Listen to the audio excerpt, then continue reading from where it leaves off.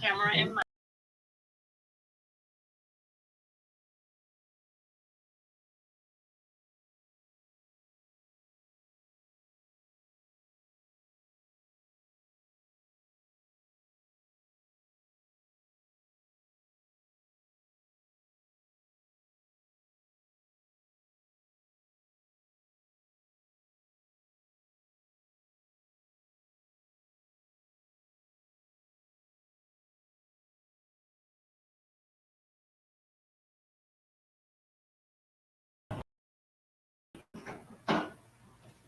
Good afternoon, everyone. We'd like to say welcome to the Adamsville Meet and Greet Candidates session.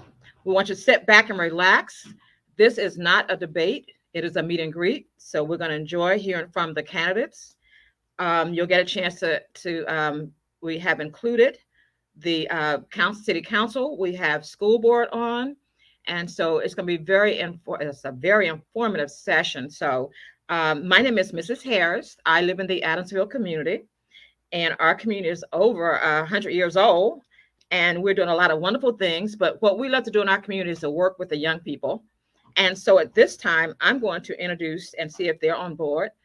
Miss McMichael, can you hear me? Yes, ma'am. We're here. How you doing, Miss Harris? Wonderful, wonderful. I just want, before you say anything, to let you know that this young lady and her family, they are so involved in the community. We appreciate everything that they do. Community cleanups. There's nothing we can't ask them to do that they do not participate in. And of course, when I told about the day, we knew that we had to bring our young people on board. And so I'm going to be very, very brief. As you see, we have a huge schedule, but we are going to be very timely. We're going to give you some guidelines. And if everybody work with us on our guidelines, we'll have you in and out of here at a very appropriate time. But again, we sure appreciate you joining us. And Ms. McMichael, will you go ahead and let them hear from our future leaders? Our leaders, yes. And our future leaders. Yes, ma'am. I'm going to introduce first Miriam Magani, and she will be answering why is education important to her.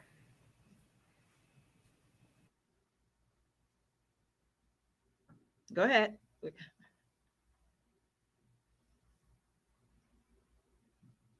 Go ahead, honey.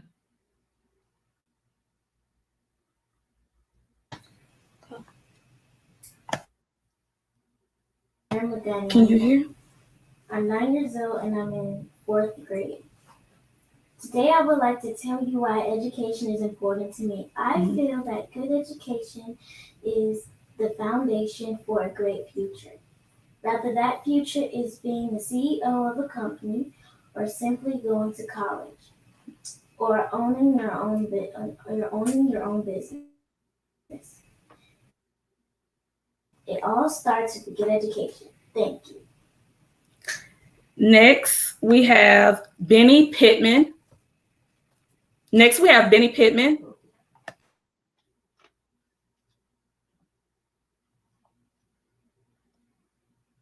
Can't hear him. Hi, my name is Benny Pittman. I'm a local resident of the Adamsville community. I also attend Atlanta Public Schools. Hold on one second. Hi, my name is Benny Pittman. I'm a local resident of the Adamsville community. I also attend Atlanta Public Schools. Does she need to put them in the same room? Hold on one second. They were in separate rooms. Should they be in the same room? Hi, my name is Benny. Can you hear? Hold on just a moment. We have technical difficulties. Okay. Miss McMichael. Miss McMichael? She can't hear me. Miss McMichael? Can you hear me?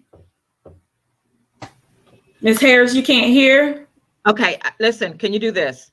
Can you bring the two other leaders in with you so that we're using one phone and one microphone? Hopefully we won't have the feedback because what they have to say is so important. We don't Yes, ma'am. want to make sure everybody here. Come on, Benny, come over here. Yes, ma'am, I have them over here. Go ahead. Come on, Benny. Over. Okay, come over here. They have all their family listening into these future leaders, so we want to make sure everybody hear them. But it's gonna be okay. It's good. Go ahead. So now I'm introducing Benny Pittman. Hi, my name is Benny Pittman. I am a local resident in the Adamsville community. I also attend Atlanta Public Schools. I am here right now to talk to you about why I think school is important. To me, school is important because if you have big plans, how would you get there? How would you become president, governor, mayor, or a billionaire if you don't have any education, or It's okay. if you don't have any education, You any education or knowledge? I also believe that school is important because if, say for instance, you want to become an aerospace engineer, how would you become an aerospace engineer if you don't have any education or knowledge?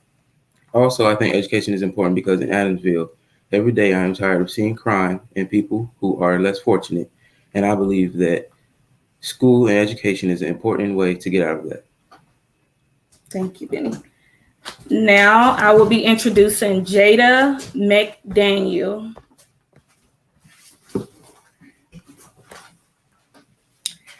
Hello, my name is Jada McDaniel. I attend APS school system and I am a 10th grader. The reason why education is important to me is because it shows hard work and independence. It develops growth.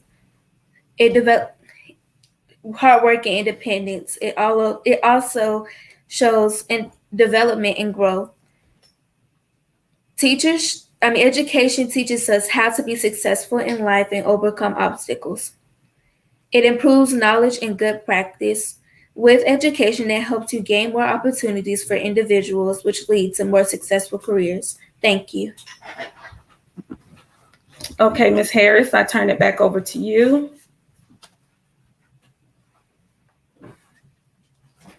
Okay, thank you very much. We want to give a nice round of applause for our leaders. They're always there on Saturday morning, Friday morning, making sure everything in the neighborhood looks good. And so we are so proud of them and we appreciate them. They got special mission to come in from school early so they could be with us this afternoon. So we do want to thank them and we appreciate you so much and anything that we can do to help you.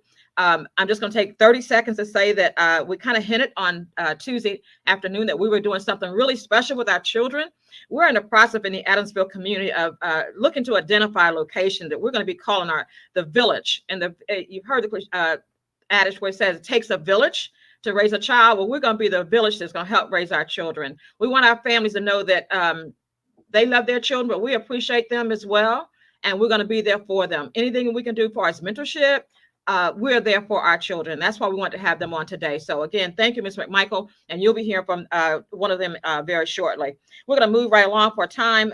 We're not going to take a lot of time about our community because you just saw what our community is all about. It's about working with our young people. We started the meet and greet program over 3 election cycles ago. We did meet and greet in person because we want to make sure that when we elect the people that's going to be serving us, that we are a team, not working for us, but working together as a team. So you're going to be hearing from people that some of them are already in office and some of them are seeking for an office. Regardless of what their positions are, we're going to make sure that we are going to be accountable to them. And in turn, they will be accountable to us. And with that situation, we're going to have a win-win situation, not only in Adamsville, but throughout the Atlanta area. So without further ado, I'm going to go ahead and introduce, have him come on board. Council Member Dustin Hillis, are you there? Good afternoon, I'm here. Well, thank you so very much for being with us. And so that we can make sure we keep this moving, we're asking everybody to please be cautious, aware of your time. You will have 3 minutes. I'll ask a question and you can answer the question if you so choose, or you can take the whole 3 minutes to talk about who you are, what you're doing, and what you plan on doing. So this is an opportunity for people. They see your signs all over the city, and now is the time for them to see your face. So when they go to the polls, they will be informed voters and not just voting because they have nothing else to do, because a vote is so precious. And we want to make sure that you will earn our votes, you and everybody else. And again, we're going to be accountable as well as you. So you have, first, I want to ask you, since you are a sitting council member, your question, and only take a minute to answer that question, and then take the 2 minutes to talk about yourself and to close out. The question is, the gap between income levels are getting wider and wider between communities in Atlanta. what would you work to decrease the gap? 1 minute for that, and then your 2-minute close. Yeah, thank you for the question. So one thing that we can and have done as a city, and this is before I was on council, but we did increase the city's minimum wage to $15 an hour. It would be great to see progress on the federal and the state level, as that has not been increased in decades now. But to make up for those gaps, I'm always have and will continue to meet each neighborhood where it's at. I see the inequality every day because I'm the council member who truly represents from Bankhead to Buckhead, as they say. So I spend a whole lot of time in the southern part of my district just because it needs so much more, whether we're talking about Grove Park, Collier Heights, Center Hill, the many neighborhoods in MPUG, and also look at increasing the affordable housing. In my first term, I helped secure or save over 900 affordable housing units in the city. And over 85% of those were at the lower 60% or lower AMI level, which is where so much more the need is. People talk about affordable housing, and then you ask for an AMI, and it's 80 to 120. The need is usually in the lower category of 60 and below. So that's thankfully what we have accomplished in District 9 over these past 4 years, and we're looking to do much more with the passage of a $50 million affordable housing bond and other measures such as the owner-occupied rehab program. And just to talk a little bit about myself, I'm Dustin Hillis. I worked for the previous council member in the seat for 2 years, now council president, Felicia Moore, who's running for mayor. I work specifically on public safety and code enforcement issues, and that can be seen throughout the district. We've worked to have demolished over 150 vacant and blighted structures throughout the district. One of the ones closest to the Adamsville community was actually the largest demolition in the city's history, code enforcement demolition in the city's history, and that was the open and vacant for many decades, the apartments at 940, 950, and 1020 Bolton Road. And we are working diligently. We have attorneys working on those parcels to return those parcels to meaningful use and hopefully including affordable housing. And I'm also an ICU nurse, looking to make our neighborhood safer, better our infrastructure, and really just get our city services back to the basics, because we have made some fallbacks in the past few years when it comes to garbage collection and potholes and getting 911 and 311 calls answered, and people need services, and COVID is sitting us back, but we have to get back on our footing. And so that's why I'm asking for your vote. You can vote Dustin Hillis for City Council District 9, and you can learn more at votedustinhillis.com. Thank you so much. Okay, thank you very much. Next, we have Mr. Devin Barrington Ward. Would you please join us again? Your question, you have 1 minute to answer the question, and you have 2 minutes for your close. The question to you is, what skills will you bring to the position that you seek, and what changes would you like to see in that area? And then you can elaborate as long as you stay within your 3 minutes. Go ahead. Okay. Thank you so much for the opportunity to speak with you all today. The skills that I bring is a longtime community organizer and advocate down at the state capitol, the county building, and of course, City Hall. The skill of a community organizer is invaluable when we're talking about making sure that the community has input on really important projects like how we move forward with public safety in the city of Atlanta, how we secure more affordable housing in the city of Atlanta, and how we create opportunities for young people to be employed, to gain more education, and to stay out of trouble. I believe that these skill sets are invaluable because when I go and talk to residents in Council District 9, they haven't spoken to a representative from City Hall. They are unclear as to what direction that the Council District 9 is moving into and how it plans to address issues around potholes, the repaving of roads, and other public infrastructure projects that can put people to work right now. And so I'm excited to bring to Atlanta City Council the skill set of a community organizer, so that way we can get young people employed who have been in trouble or at risk of being in trouble. Because right now, if you may have seen on Twitter, people are complaining about the fact that trash is not being collected, the fact that potholes are not being filled, and the fact that roads are not being repaved. We have young people who want to work right now. who oftentimes are getting in trouble instead of being offered an opportunity for a job or being offered the opportunity to be trained on how to be better entrepreneurs in the sense of the water boys. Those are all things that I know that I can do as the next council member for Council District 9 because of my background and my experience as a community organizer. Okay, thank you very much. Any other comments you want to close with? Well, let me ask you one. What role do you see playing with the youth of the community? Yes. So again, I have to elaborate. We know that the majority of the property crime that is happening in Atlanta, unfortunately, is happening with youth that are between the ages of 15 and 24. We just saw a few days ago that a young person was killed in the parking lot of a Publix in Buckhead because they were breaking into a car. Their whole life was ahead of them, and it was snuffed out in such a short moment for short-term gain. We need to be providing more opportunities to young people to actualize themselves today, not tomorrow. And so that the role that I plan on having is as being one of the younger members, I might even be the youngest member of City Council when elected, is being able to connect with other young people and to expose them to the opportunities that exist with City Hall. We should be hiring young people and training them so that they can work the 911 operating system so that no one has to stay on hold for 911. We should be training them on how to work with 311 so no one has to be on hold to report a pothole or to request pre-arrest diversion services in the city of Atlanta. Okay. All right. Thank you so very much. I'd just like to make a statement that Mr. Hillis is the council person and Mr. Ward is also running for that seat as well for Council District 9. Thank you so very much. I'd like to make a statement. That was number 9. We have District 10. No one's checked in yet from there. Let's go to District 11. Everybody was invited. I'm not sure if the council person from District 11 is on. Okay, we do have someone from District 11. Is Mr. Ron Shakir, are you on the call? Yes, I am. Okay, all right. Welcome to the call. Like to ask you a question. Again, you have 3 minutes, 1 minute for the answer to the question, and then you have 2 minutes to do your close or whatever you want to talk to us about.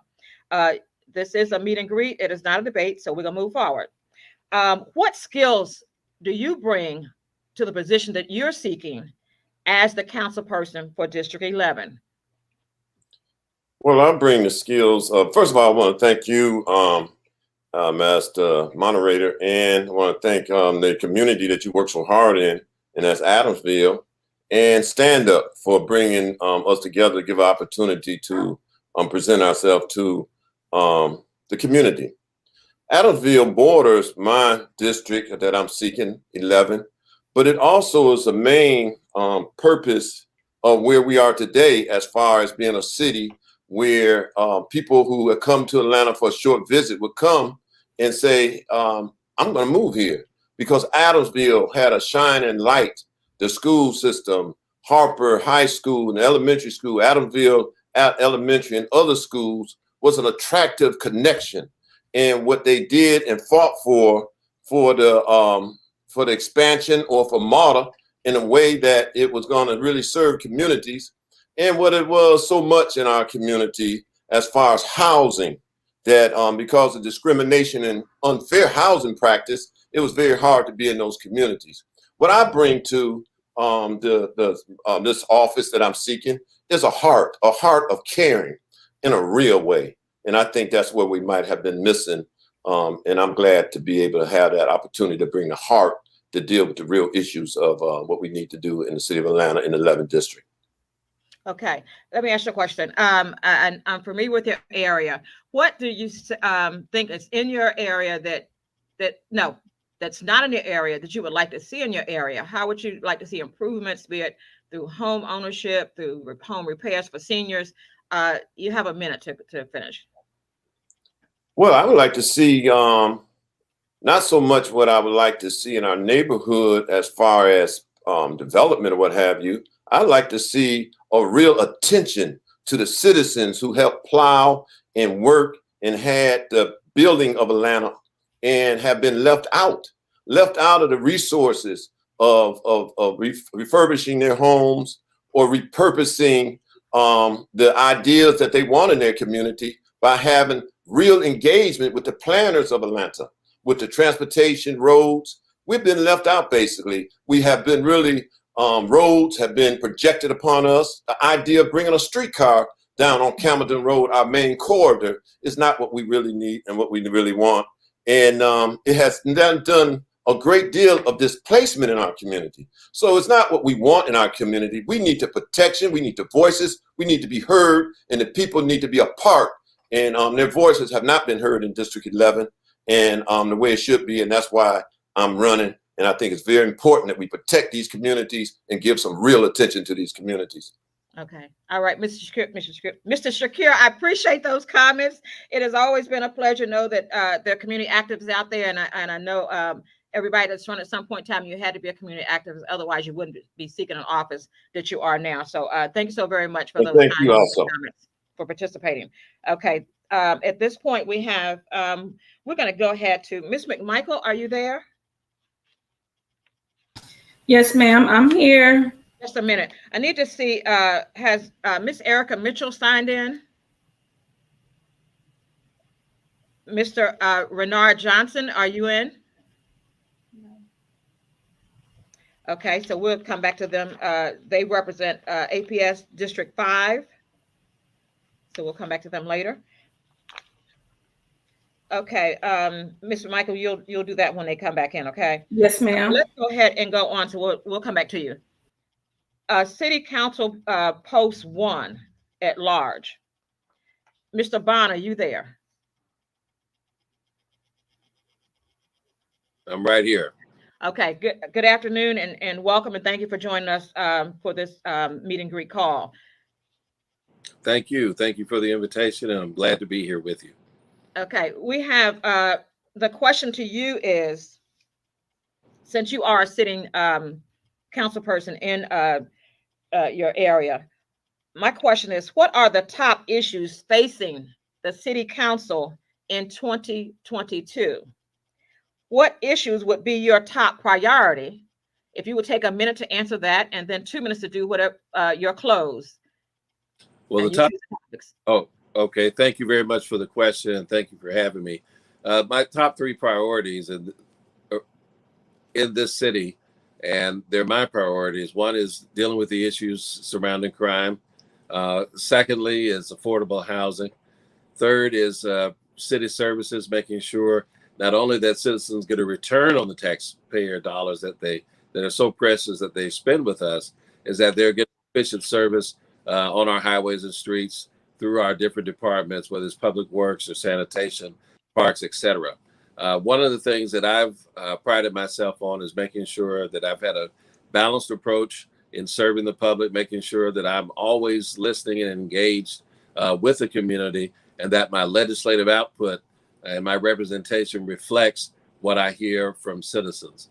And so I will be focusing on those things as I hope to return to office with the broad support of the ongoing support of the Adamsville community that I've been blessed to receive over the last term. But wanted to make sure that we're constantly engaging with the community so that we're bringing a holistic approach back to how do we resolve these problems. Particularly on public safety, we need to make sure that we're back to the 2000 level for our police officers. Community policing works hand in hand with the community, but you got to have the personnel there, and they've got to police in a post George Floyd way. We need to make sure we resupply 200 firemen throughout our city. There are emergency responders for a whole bailiwick of issues that the community depends upon. We've got to make sure that we're also supporting our programs like pre-arrest diversion, making sure that we get our centers of hope back up and running, making sure that we're engaging and working with our partners in the school board to make sure that our children get the training they need, not only academically, but also in the trades and also in technology as Atlanta comes and becomes more of a technological hub. My personal story, I'm a native Atlantan, born and raised here. I raised my children here, as a single parent by myself, all of them in college or have advanced degrees. I went to Douglas High School in the community, went to Morehouse College, married here and raised my family here. And I've loved it. I come from a family of civic and political activist. I know what it means to serve the community, and I've put myself out there, as I was taught by my parents and others, on how to do and wash the feet of others in the community, and I'm humbly asking for that support again. Okay. Like I told others, we are going to be working with you as a team. Not necessarily you'll be working for us, but as a team, we can do many things that has not been done in the Atlanta area. Again, we want to welcome you and thank you for coming this afternoon. And we'll look forward to seeing you in the future. All right. Thank you very much. Okay. Is Mr. Alfred Brooks on the line? And let me just make a note. In the future did not mean an endorsement. That meant we'll see him in the future, like everybody else. Is Mr. Alfred Brooks online?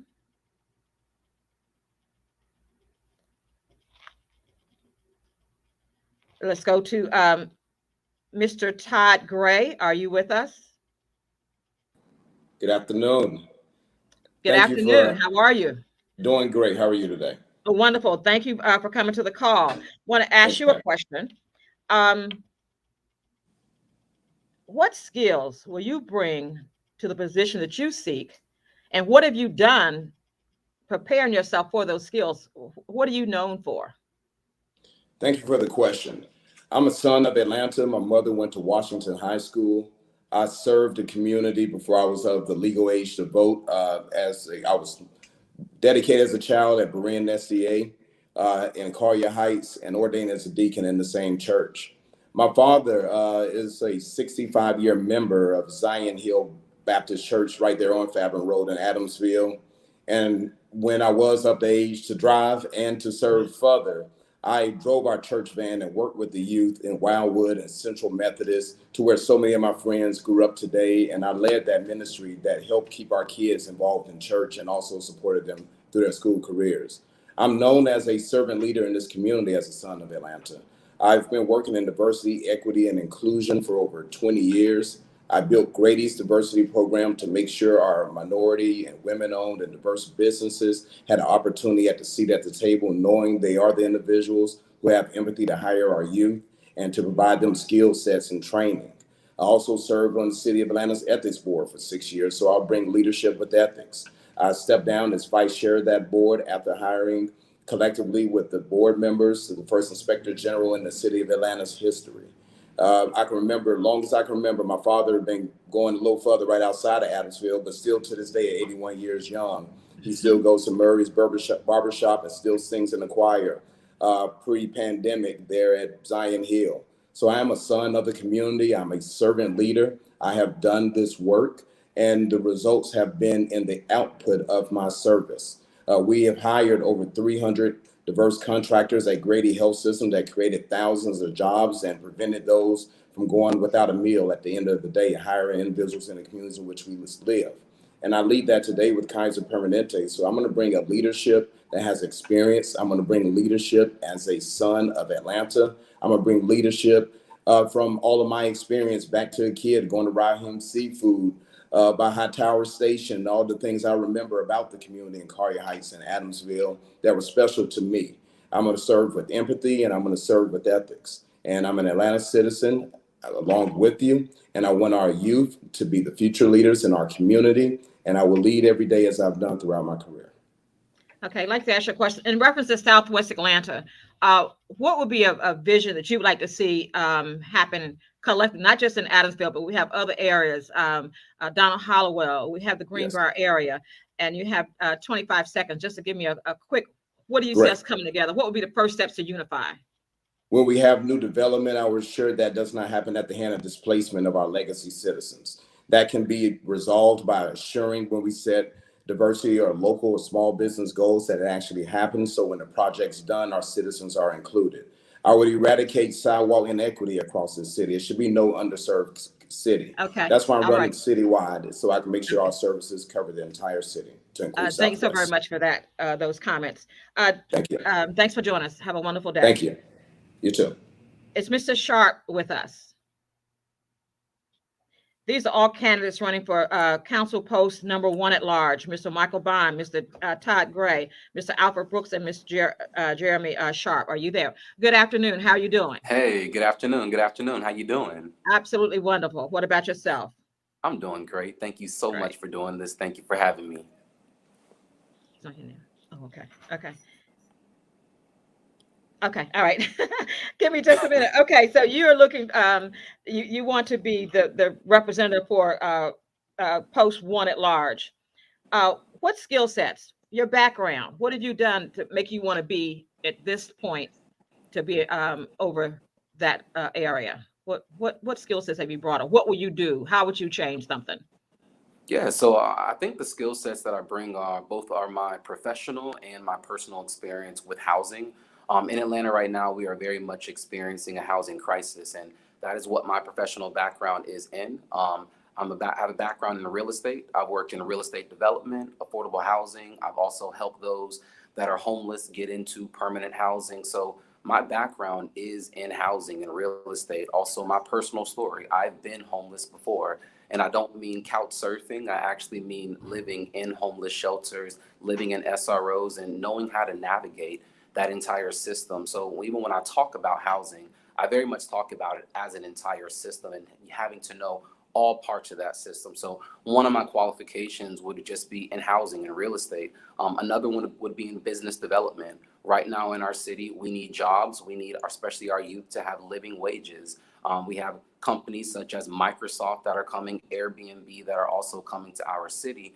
And we need to ensure that our youth, that people that are in our city are getting these jobs. So my background in business development also qualifies me for this position. And it's a big reason why I am running for an at-large seat, because it does cover the entire city. And knowing the entire city, it's very important that we have those relationships with these larger businesses as they're coming in, but also our smaller businesses, ensuring that our small businesses have the resources that they need to be able to survive, and especially post-COVID. So those two qualifications of my background in real estate and also my background in business development. One more qualification, I am a digital cartographer. So this map in the background here, I draw maps for a living. So every street, probably every neighborhood throughout the city of Atlanta, I know intimately well. Okay. All right. Thank you very much. I do want to ask you another question, and it was one that I was going to ask someone, and you're the one because you mentioned it. What is your position on dealing with the homeless situation here in Atlanta? Expressways, people are living in conditions that just should not be. You have 50 seconds. So would you just kind of give me, what would you do? Cool, 50 seconds. That's First, right. it is Get to working, it.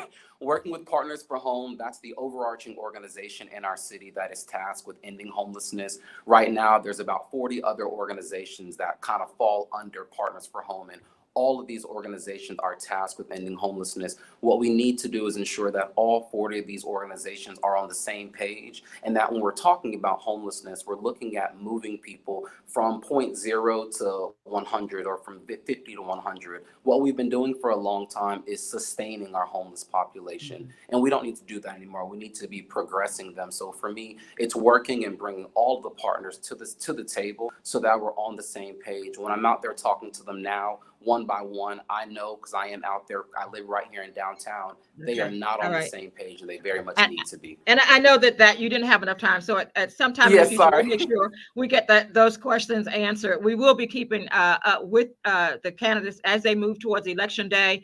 And we will be sending some questions that you can answer and forward them back to our organization so that we can disseminate that information out, because we want our voters to be informed. We take voting very seriously here in Atlanta. You know what happened the last election with our voting here, and it's not getting any better. So we want to make sure that when we make the mark, we're doing the right thing. So thank you very much for sharing with us that information. Let's go back and see, Mr. Alfred Brooks, are you available now? Can you hear me? Yes, I'm able to hear you. Thank you. Okay. Well, good afternoon and welcome. Yes, I feel like, I had to sit even more patiently. I was so excited to come talk with you, and then we weren't able to patch in, and here we are. So I'm grateful. It's okay. It's all good. We're having a conversation. Go ahead. All right. But yes, no, thank you so much for the opportunity to share space with you. And I'm more than happy to answer whatever questions you may have. I am a father, a husband, a homeowner, a small business owner, a high school economics teacher, and a graduate of the Andrew Young School of Public Policy at Georgia State. And with your support, I will be the next Atlanta City Councilman for Post 1 at Large. My name is Alfred Shivy Brooks, and I'm excited to be here with you all, and I'm ready to serve on day one. I've stood on the front lines advocating for civil rights, working families' rights, and have fought for social justice to ensure police accountability since the age of 7, when I began marching the streets of Atlanta with my father in protest of the brutal beating of Rodney King in 1991. Today, I stand on the front lines advocating for an end to mass homelessness and the protection of voter rights in Atlanta, as I've stood on the front lines with Georgia Stand Up on many occasions. I have a platform called CARES, which stands for C, connectivity. I would like to bring a citywide broadband internet service that will be free or low cost to all citizens. A, for affordable, because Atlanta is one of the worst cities to live in if you have a low income, and we do not have enough housing that is affordable for our residents. R, for more responsive, with a 311 that does the job it's supposed to. E, for economic stability, and S, for safety, that does not criminalize race or poverty. I believe that it is my calling to lead as a public servant and find ways to better our community through policy. And together, I believe we could change the trajectory of Atlanta and how Atlanta does politics. I believe that our time for change is right now, and we truly deserve leadership that cares. And I'm so excited to be here with you all because I believe we are on the precipice of a new day in the city. Okay, I heard when you said you were walking with your father. Let's have a scenario that they were looking for some new civil rights leaders for those that have moved on and passed on, and you are in the running of the three. What would make you the person that they'd want to choose to be that leader? And you have 1 minute. Yeah, I believe that it is evident in my walk in the current day. I'm the one who gets the call when someone gets shot in the driveway of the Wendy's, and they want someone to bring a calm to the community because the community knows me. There's no other person in my race that can say they actually do the work day in and day out in the way that I do. I have the trust of the people. I have the heart to be there, and I have the compassion to understand all of the sides and help us to find common ground. And I have the courage to stand for what is right, even when it is most difficult to do. Okay, thank you very much. Again, candidates for Council Post 1 at Large: Michael Julian Bond, Todd Gray, Alfred Brooks, and Jeremy Sharp. We want to thank you. We look forward to all that that you do, continue to do, and we thank you so very much for being who you are. Thank you very much. Let's go to Council Post 2 at Large. Matt Westmoreland, are you with us? Yes, ma'am, I am. It's good to see you. Good afternoon, and how are you doing today? I'm doing well. How are you? Fine. You made it home, eh? That's right. Go ahead. I want to ask you a question. Since you are a sitting council person, I want to go back to what are the top issues facing Atlanta Council in 2022? We've had a devastating since 2020. A lot of things have happened. City Hall is closed, and I know there's a lot of things. So, which issues would be your top priority? Yep. Now, I appreciate the question, and good afternoon, everyone. It's good to be with you again. I'll answer your question, then get a little bit of background about myself. Sure. And so I think, as I think about 2022, a couple of things come to mind. One, it is very clear to all of us that we've seen a real significant spike in violent crime over the last several months as related to the pandemic. We allocated money in the current budget to hire 250 new police officers. And so I think filling those vacancies, bringing new people online, and making sure that every single resident in Atlanta feels safe in their communities and that every single officer feels supported by city government is going to be a really important piece as we head into 2022.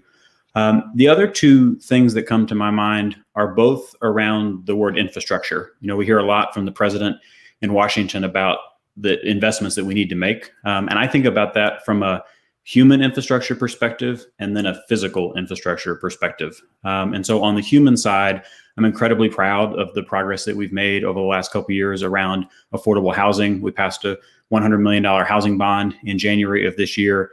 We've been working hard at Invest Atlanta to shift the focus of our economic development agency away from just focusing on Fortune 500 companies in Midtown and saying, how can we better support small businesses on the south and west sides of town? How can we create and attract middle wage jobs that pay $40,000, $50,000, $60,000, $70,000 that'll help our residents stay in their homes? How can we continue making improvements with WorkSource Atlanta so that whether you're a 16-year-old at Carver High School or a 66-year-old who lives in Adamsville, that if you have a desire to get a new job, that we've got an agency that will help connect you to a job that matches your interests and passions. And then on the physical infrastructure, we have a whole lot of investments that we need to make in 2022 in our streets and our sidewalks, in our parks and green space, whether it's the Lionel Hampton Trail or the Cascade Nature Preserve, improving the green space we have and then expanding elsewhere. And so those will be my top priorities as we head into the new year. Okay. Let me ask you a question about senior citizens.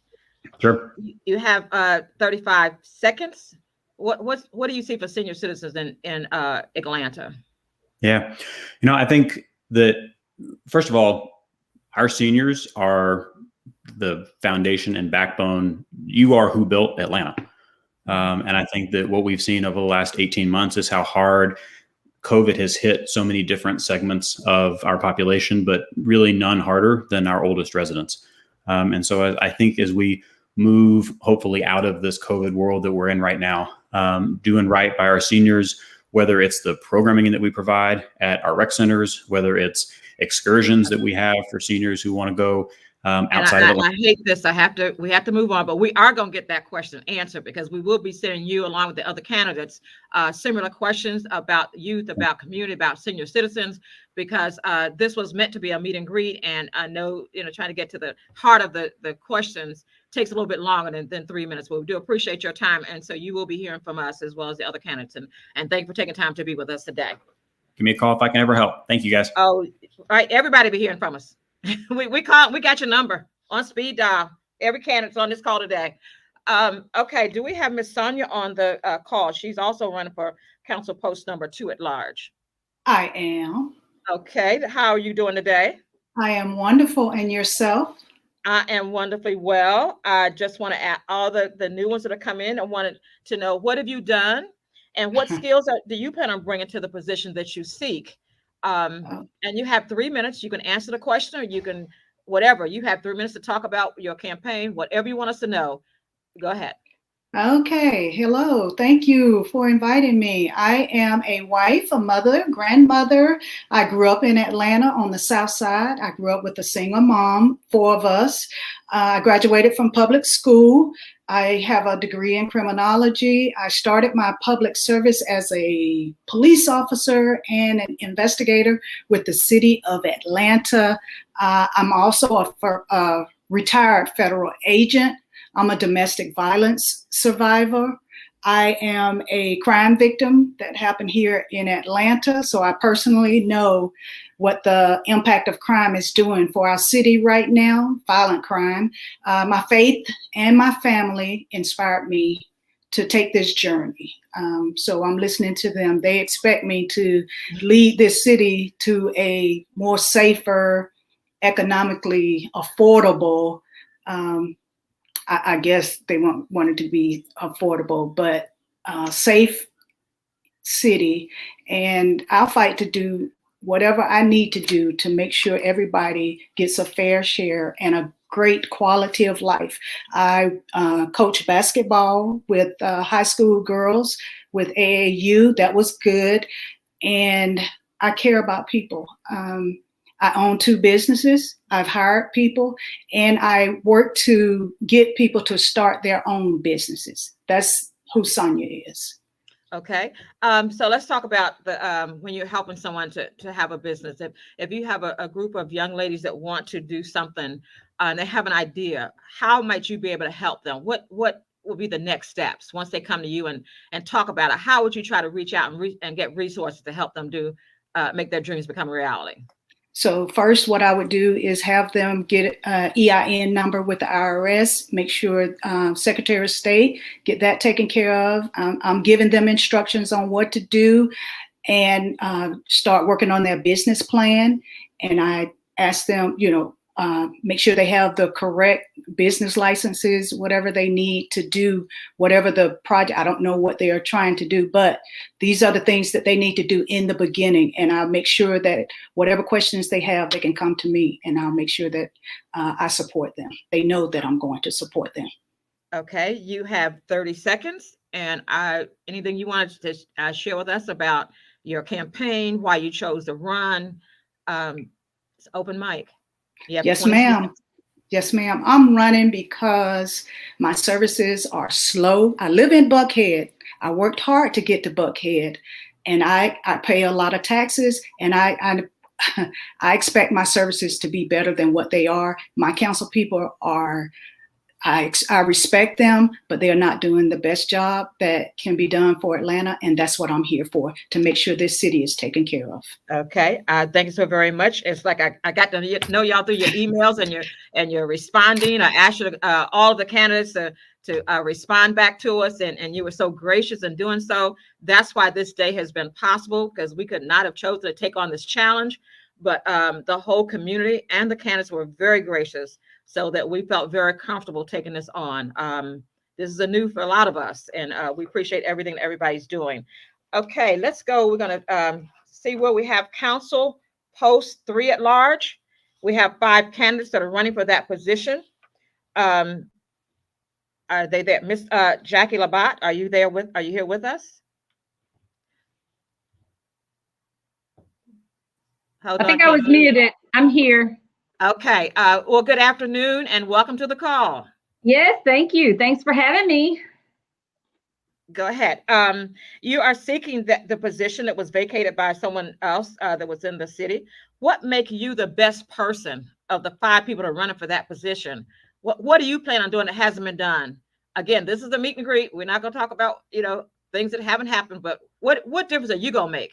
Yeah, so what I want to do, I'm a native Atlantan, born and raised in Atlanta. And in all my years of living in Atlanta, I've never felt so kind of uneasy, just in terms of my own personal well-being and public safety. I think Atlanta is on the verge of something great in terms of new leadership. I think that we do need fresh uniters in the space of City Hall. And that's what I plan to bring. So I grew up in Southwest Atlanta. I've lived all over the city, and I have connections, whether it's East Atlanta, Buckhead, West Midtown, Bankhead, however you call it. I am someone who is willing to compromise and just bring people to the table to move Atlanta forward, because our differences should not hold the city back. But in talking to voters, being that this is a citywide seat, I've gone across the city, and the number one concern is crime and public safety. So we've got to tackle crime and public safety and make people feel safe. And then you bring in all the other issues, whether it's infrastructure, affordable housing, our transportation. I'm so passionate about our youth. I think that there are so many opportunities for us to partner with Atlanta Public Schools, with our corporate partners, business community, get these kids in some internships, paid internships, just expose them, because a lot of times it's just about getting them exposed to different environments and to worlds that they don't see on an everyday basis that will change the whole trajectory of their life. So I spent a lot of time in our senior centers right before the COVID Delta variant went bananas, but I'm hearing the seniors, they want quality services and they want quality dedicated programs, and they want to know that the elected leaders that they put in office are there to support them. I'm proud to be endorsed by AFSCME and also by FPSE. And I believe strongly in getting our minimum wage up in the city of Atlanta and being able to have those who work in Atlanta being able to afford to live in the city. So I am a collaborative leader. I'm a public servant at heart, new to politics, but not new to Atlanta and not new to public service. Okay, since you're talking about the youth and crime, some of us are in the belief that you don't wait till they turn 13 to try to make a difference. Our goal is that they need to be at least 5 years old, being nurtured, And if they do that, then you might alleviate some of the issues that you might have. How would you see the cultural difference of, again, if our kids never see lawyers and doctors in our neighborhood, how can they aspire to do that? How can they be motivated? So what would you do to bridge, perhaps maybe bring Buckhead to Bankhead, Bankhead to Buckhead? What would you do so that our kids can be exposed to all those professions that we don't ever see in our neighborhood, and they can't aspire to do that? And we're going to subtract off my little 2 seconds, but go ahead. Okay. Well, quickly. So I am excited about partnering with our business community and having some real mentoring opportunities for our youth, and starting really early, because a lot of times these kids are only praised with respect to a report card. And that is great. Trust me, STEM and all of that, the educational component is fantastic.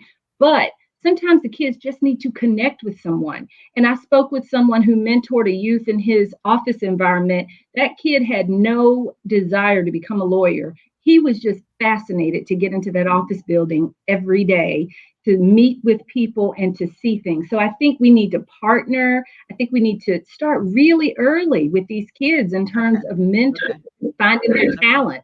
Yeah, outside the classroom. Thank you so very much. Appreciate that.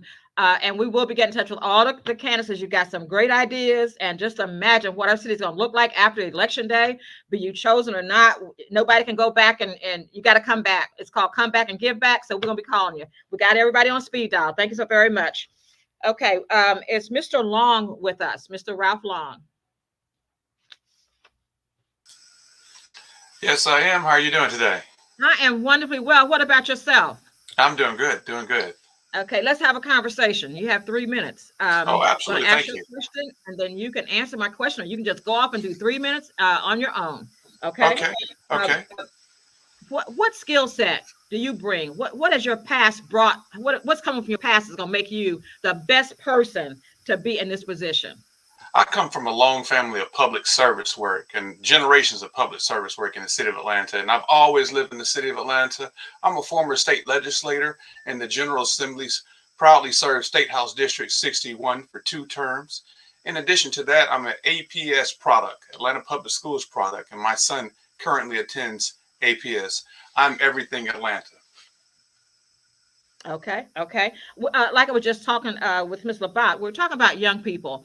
What would be your suggestion so that we don't get to they won't get to be 13 and 14 and we try to all of a sudden make them, the best there is? Then, what would your plan be to work with the families of kids that might not have all the resources that other students might have? How would you try to handle that? Get more services, or what would be some of your suggestions?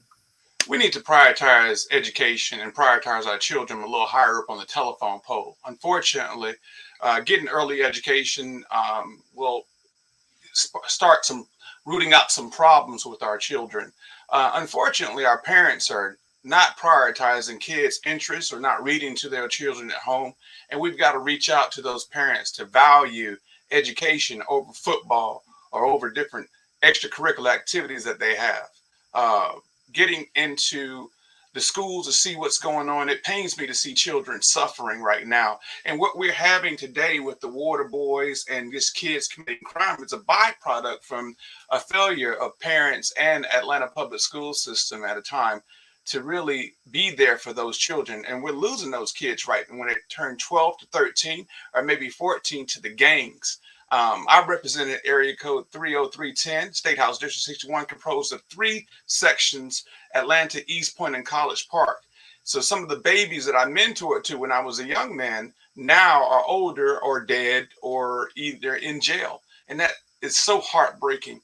We've got to focus and prioritize on our children and getting into their early grades, around 3rd grade, I would say, for our kids. And that'll resolve a lot of issues. And our kids need to be ready day one at school. Our parents don't even have their kids registered on the first day of school. The line's out the door with all our schools and stuff. And it's basically a shame. But we can have Chrysler Car 300s. We've got all kind of Crown Victorias with rims on it and stuff. Children need to come first. Okay, so we're talking about children. Let's talk about parents. What can we do to get parents, maybe parenting university? That's been discuss. What would you suggest? How can we reach the parents so they can make a difference with their, so it's the students, the parents, and the community? What would you suggest we do? 5 o'clock. Well, first of all, parents have to be honest with themselves and say that they need help, and we need to get jobs in our community. There's so many things pulling at parents right now, and a lack of just being informed on issues, lack of what to do with your housing, a lack of understanding, because our priorities are kind of askew. And once we reach out to parents, we need to let them know, those who want to know, this is what you do if you want this product. If you invest in this, this is what you get out. But unfortunately, even politics, people aren't informed right now because they're not paying attention a lot of times. They're distracted. But maybe if we put a beat to it, maybe I need to rap to people to get them involved in politics and involved in these issues right here. So that's what I would, that's what we need to get, resources and jobs for parents. Okay. All right. Well, we surely appreciate you. Thank you so very much for joining this afternoon. And again, like all the candidates, everybody will be it's on speed dial. So we can put everybody to work. We're going to see a new day in the neighborhood with our children. Thank you so very much, Mr. Long. Do we have Miss Mary Day? Is she connected with us now? Jody Meriday. Let me know when she's available. I am here and available to you. How are you? Okay. Hi, wonderfully well. What about yourself? I'm doing well. What a pleasure it is to be here with the beloved community. Well, okay. Basically, I just want you to take the time. I'm not going to ask you a question. I want you, here's our scenario. You are, someone comes to your home, pick you up in a limousine, and you're driven downtown Atlanta, somewhere that's really posh. And as you get there, and all of a sudden you see cameras and everything is on you, like, oh, who is she? What has she done? So let's say there's someone there from Adamsville meet and greet community and say, well, Miss Meriday, what have you done to help the children, to help the seniors in the Atlanta area? Why are you so famous? What would you be able to tell them? Because somebody's got you in a limousine, so you've done something great. So tell me, what greatness would you have shared with the family? Family is all about everything to us. What would you have shared with the families in the Atlanta area? I would share with them first and foremost my experience as a lifetime educator, higher ed and public ed. I've been passionately committed my entire life to education.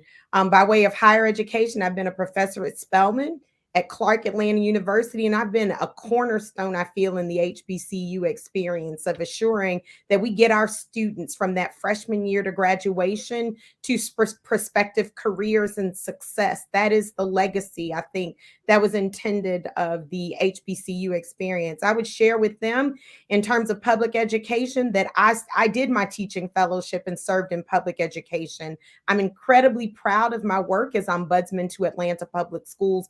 Following the cheating scandal, I stood in a gap for the community and was able to de-escalate 1,600 different incidents and escalations on the behalf of the district, from labor, from parents, from teachers, and from students. I would tell them what I've done for the children has rendered me capable of receiving the endorsement of the Black Slate.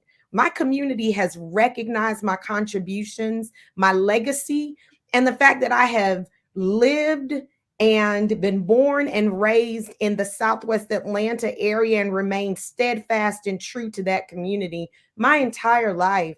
I would share with them in relationship to my seniors that I have actively been involved and engaged in the process of providing information to them about how they forego paying taxes on their homes if they're earning less than $25,000, about the 30% available to them in water bill reductions in the event, again, that they are earning in the lower amounts for their fixed income. By way of service and by way of my actual body of professional expertise, I've been present to the children, I've been present to the seniors, and I will continue to be present as your post 3 at-large Atlanta City Councilwoman, seeking as well to address some of the other huge issues in our heritage communities, including but not limited to, how do we keep our homes? First-time home buying programs for our children to produce intergenerational wealth and opportunity that is sustainable.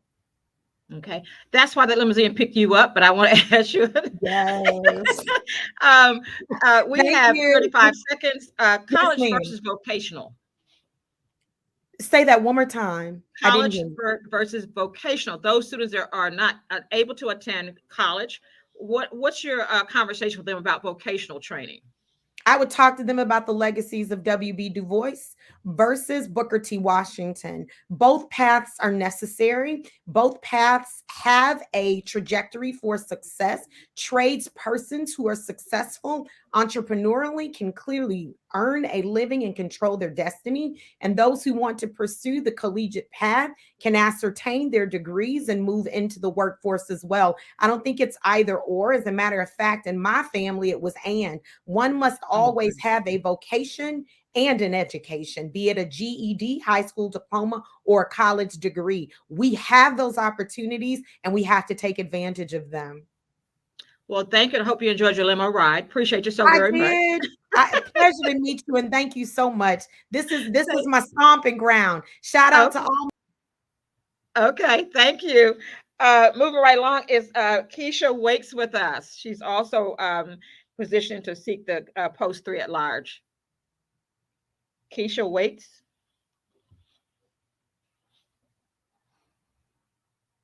Okay, we'll come back to her. Sherry Williams, are you with us now? Is that Keisha or Sherry?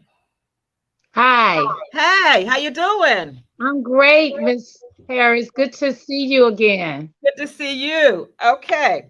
I want to ask you this question because I know there's a lot of skills that you have because we're in the same neighborhood.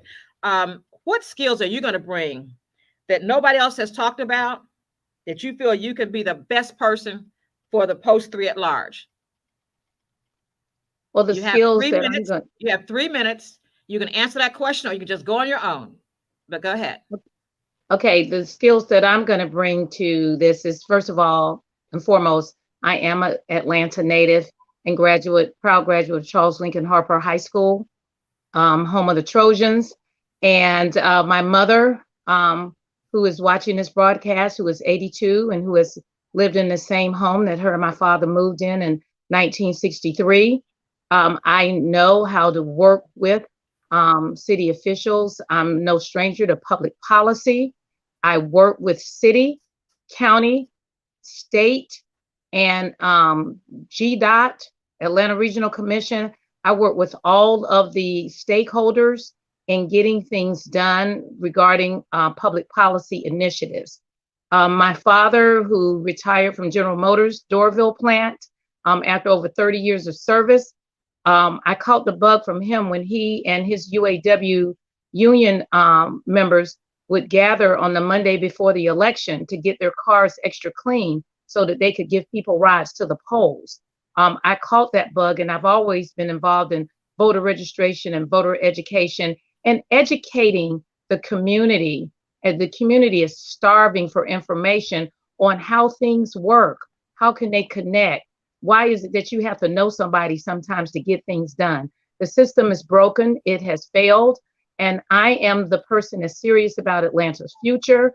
I am serious about Atlanta residents and looking at all policy and distribution of our tax dollars with an equity lens. That's not happening right now. Atlanta is the tale of two cities, and that is totally unacceptable. We're the jewel of the South, but we have work to do. We should be leading the nation on taking care of the homeless, taking care of our seniors, making sure that we can't stop gentrification, but we can certainly slow it down.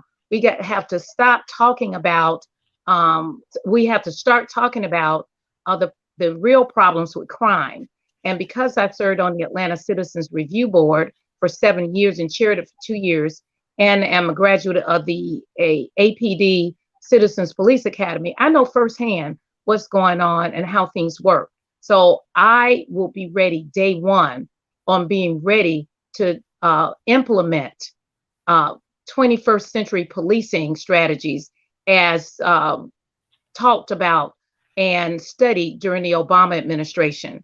Community policing, civilian oversight, and police reform have to happen And we need to get rid of the systemic institutional problems within our police departments, not only in Atlanta, but all across the nation. We need to talk about that over half of our violent crimes are done by 150 gangs. So we need to have a strong gang and a strong gun policy here in Atlanta. Thank you, Ms. Williams. I appreciate that so very much. Thank you for being on the call and joining us. And so let's go to our last person. It's Perryforatlanta.com. Thank you. Okay, that's seeking the position for Council Post 3 at large. Keisha Waits, are you with us?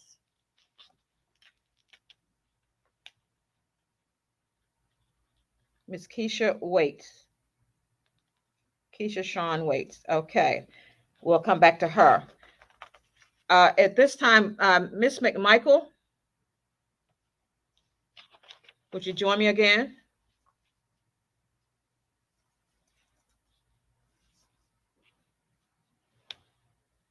Miss McMichael, join me again, please.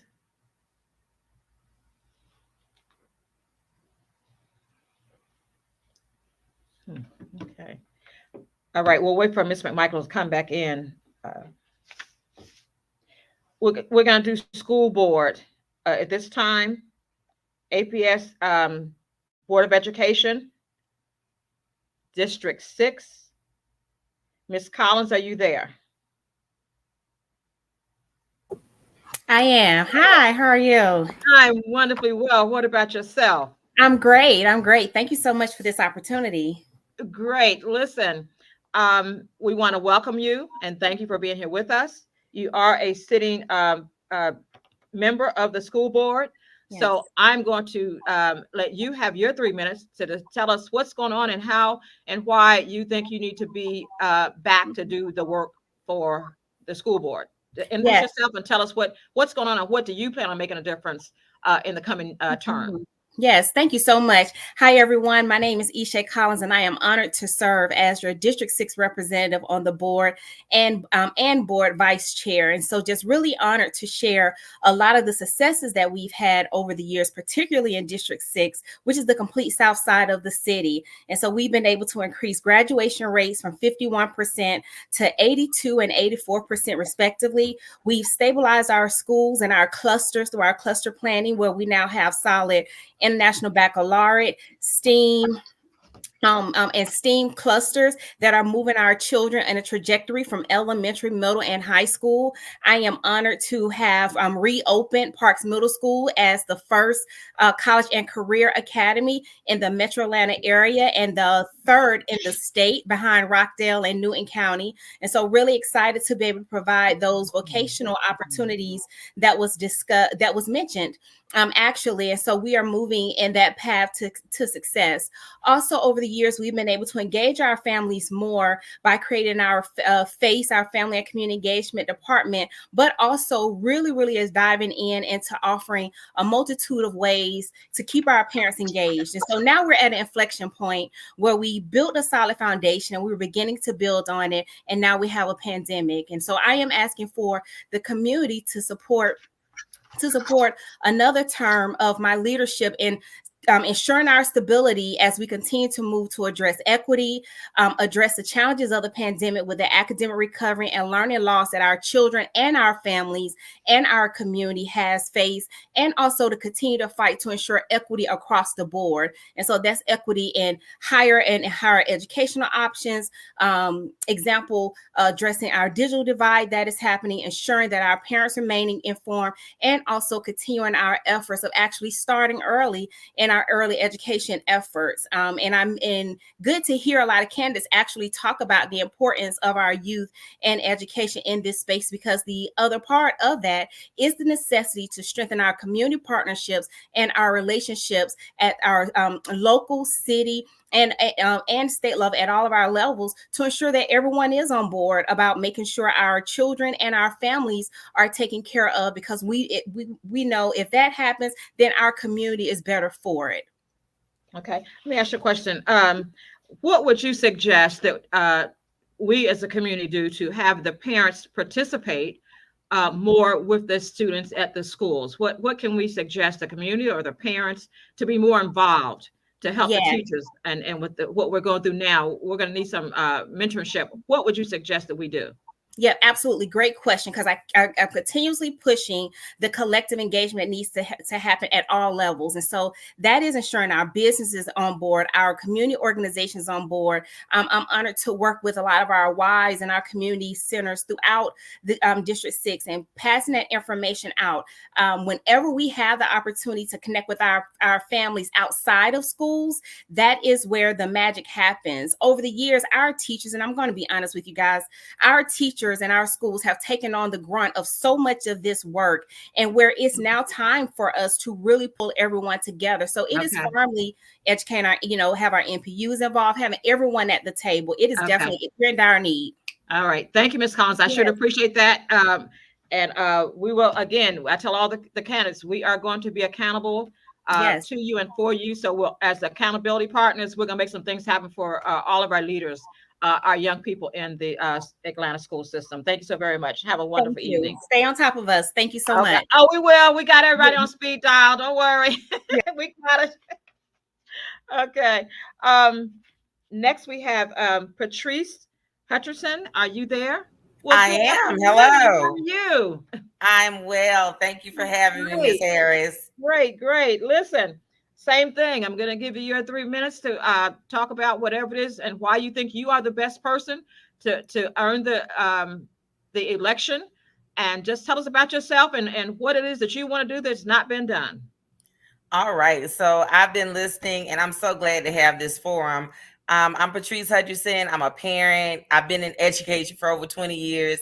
I'm from Atlanta, attended Washington High School, graduated from there, went to Magnus Jones, graduated from Morris Brown College, went on to Ohio State and got my degree in school counseling. So that's what my current career is. And the reason I got activated in this is because of my son. He was going to Continental Colony Elementary School. And when the school turnaround plan happened to Atlanta Public School System, it started where teachers were losing their jobs. And when they started losing their jobs, my son had a long-term sub in his building. So my goal is to support educators to make sure that they stay in their buildings and the school turnaround plan is stopped so that we are not having our children without a teacher. And I'm an educator myself. I know that as long as we have the support, then we're going to be able to do that. And that's what my goal is to be on the board so I can give our educators the support that they need, make sure that the buildings that are in our community, like the Venetian Hills Elementary School that's been closed for over 4 years, we want to make sure that it never happens in any of our buildings. We don't want to bring down our property value. So even if you don't have a child in the school system, you want to make sure that your property is protected. And my son, he goes to Adamsville Rec Center. He swims there with the City of Atlanta Dolphins. I'm in the community all the time. I live there. I don't work in the community. I work in Douglasville, but my home is Atlanta. I was raised in Atlanta. I love Atlanta, and I want the best for Atlanta. So my goal is to protect educators, protect our children first, because those children that came on today, little Benny and Elizabeth Jada, they were amazing. I couldn't catch the first one's name, but they were amazing. That's what I do every day. I love children, but I also love to make sure that they have a place to go. And it shouldn't have been where, like my mom, she was one of 5 teachers when Fane Elementary was dismantled. She was only one of 5 teachers that was rehired. Teachers should not have to endure that. That's right. Ridiculous. How are we going to stabilize our community like that? Right. Well, we should appreciate those kind comments. Again, we will be following up with all the candidates. You're all on speed dial. I got your number. We got your email. We'll be calling you. Whatever y'all goals are, hope you reach them. But win, lose, or draw, we're committed to our community and our youth. Thank you so very much for those kind comments and words. Okay, let's go to District 8 at large. Mr. Kedar Whittle, please join us. Yes, how are you today? I'm wonderfully well. What about yourself? I am doing amazing, and thank you for having me. Great. Okay, come on in, and we're just going to have a conversation. And first of all, I want to know what do you think, and why do you think you're going to be the best person to lead District 8 at large? What makes Absolutely. You that person should be elected? Absolutely. First of all, I just want to say thank you for having me and giving me this opportunity to speak to everyone. I am born and raised in Atlanta. My mom actually taught at Adamsville Elementary, Dr. Marsha Whittle. I went to Kaya Heights. My sister went to Doug, and I love Atlanta. I bring to the table. I started out as an 8th grade special education teacher. I became a science coordinator for 3 middle schools in which I developed a science curriculum and taught teachers how to teach that curriculum. And education is my calling. So being a former educator, and by former educator, I mean former educator in the classroom, because once an educator, always an educator. But now I'm an entrepreneur. I own 2 companies within education. So I have been in the education world on the other side as well. So I think with my skill set of being from Atlanta in the classroom, as well as an entrepreneur who understands processes and systems, as well as a father. I'm a father of 6. I got a lot of kids. And we don't necessarily believe in private school. And I don't think we should afford it. So my goal is to make APS so strong in every district, at every school, and we support every single scholar, that families like myself who necessarily can't afford private school, who still deserves a strong education, will get that. And I will make sure that happens. Okay, with the schools, the children are coming home, they're going back to school. Where do you see, if you under your leadership, where would you have the students come back? How would you help them? Because many of them don't have the resources that they need during the pandemic. So from January 1, what would you do to help those students come back and exceed where they should be? You got to bring them up before they succeed, but what would you do? Absolutely. First of all, Atlanta, we are one of the most dynamic cities. People come and flock to Atlanta just because of how dynamic we are. One of the first things that we really need to do is close this technology divide that we have. I mean, our students should have the best technology, and we should have already been up to date when it comes to technology. So really establishing these community relationships and partnerships that can increase our wraparound services so that we can serve students where they are, and really think about the whole family from a holistic perspective. So once we get families involved and communities involved, our students will have at least the necessary tools to survive. As well as I really do appreciate how we have social emotional learning in the schools now. I mean, to me, I go to therapy, and I think we all just need an opportunity to just say what we feel, how we feel, or be able to just process and go through what we are dealing with. And that's how we would equip the students with the necessary tools to survive, as well as the emotional attachment as well, so that they can get through what we just experienced. Okay. All right. We sure appreciate you. Thanks so very much for those comments and for joining us. And we look forward to hearing from all the candidates in the near future. Have a wonderful afternoon. You got me on speed dial? We got you on speed dial. Okay, you got me on speed dial. That's all I need to know. Got your email. Have a good one. Okay. We're going to District 7, and we will finish in time. Is Miss Jones, Tamara Jones, with us? I'm here. Hi there. How are you doing today? How are you? I'm doing great. We're well. We're so glad you're with us. Well, thank you for having me. Again, you're looking for to be elected to District 7 at large. Tell us about who you are, what you've done, and why you think you would be the best person to win that seat in November. Well, first of all, it was great hearing Miriam and Benny, talk about their dreams, and how they thought education could get them there. And that means a lot to me because I'm a parent. I'm an APS parent. I've been one for 15 years. So I've got 2 pandemic graduates, class of 2020 and 2021, and an 8th grader currently still in the system. But I've lived in Atlanta for 30 years. Okay. I graduated from Georgia Tech, and I've been working in architecture and urban planning. So I know this city. I've seen the changes that have happened, and I've seen the changes that haven't happened. And I think that my work in community master planning and engagement puts me in a position to, help. What I see over all my years has been a big disconnect, talking to other parents across the city, where people don't feel that the parent voice or the neighborhood voice is heard like a lot of people still feel talked at and done unto after a long period of time.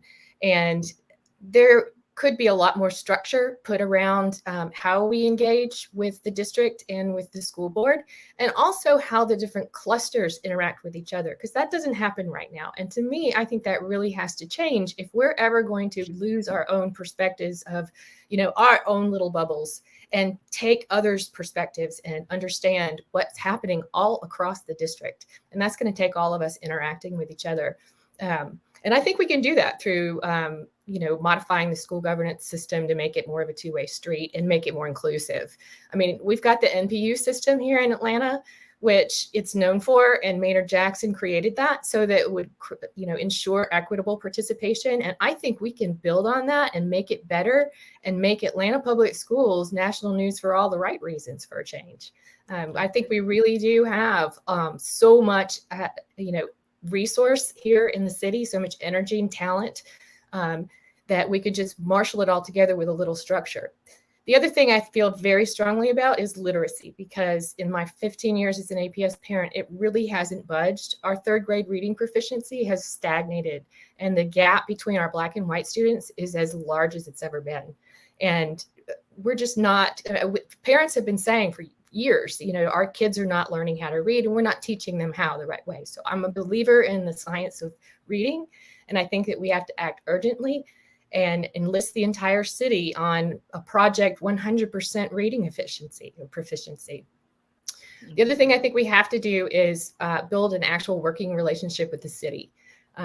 We rely a lot on whether or not the mayor and the superintendent like each other, but what we really need are actual structures, standing committees, things like that get things done. And I will work really hard to do that. But also, taking the time to research what needs are, for each child. All right. That's how you're going to meet We them. thank you.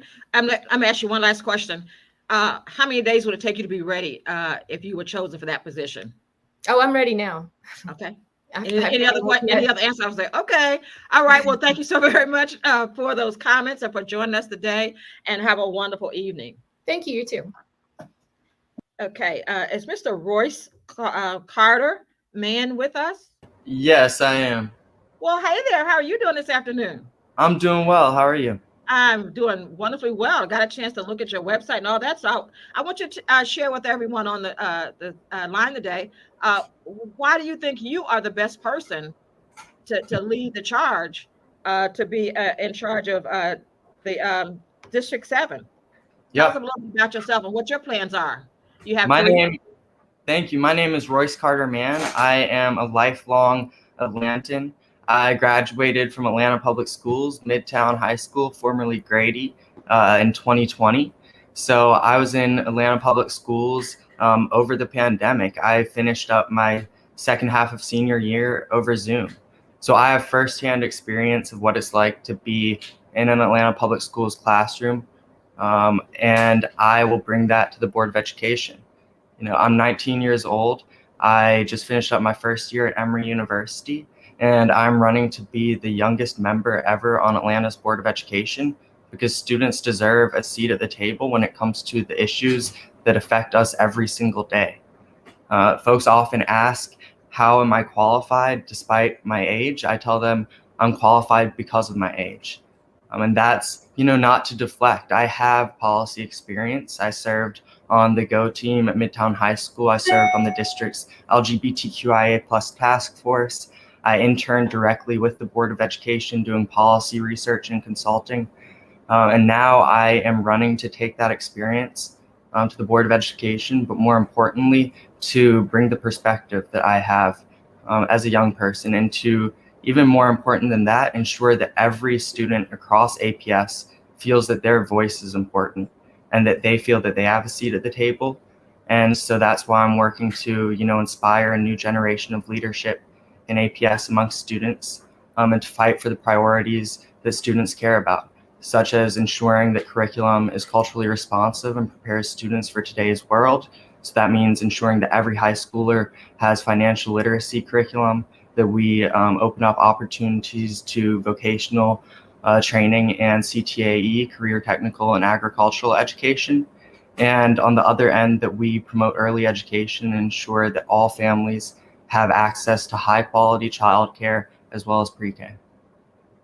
And Okay. so, go ahead. No, I was just going to say, you have more time, but I was going to ask you, because you are seeking to be District 7's representative, have you inspired other of the students to be more active and they're excited about you being in the running for that seat? What kind of reaction have you gotten from other college students or young friends? It's been incredible. I mean, the campaign we're running is student powered. My volunteer coordinator, who, is on payroll, he is a senior at Midtown High School. One of my closest advisors is a young man named Therese Miller, who recently graduated from South Atlanta. He's actually running a city council campaign as the campaign manager, but he also served as the student advisory council chair in APS.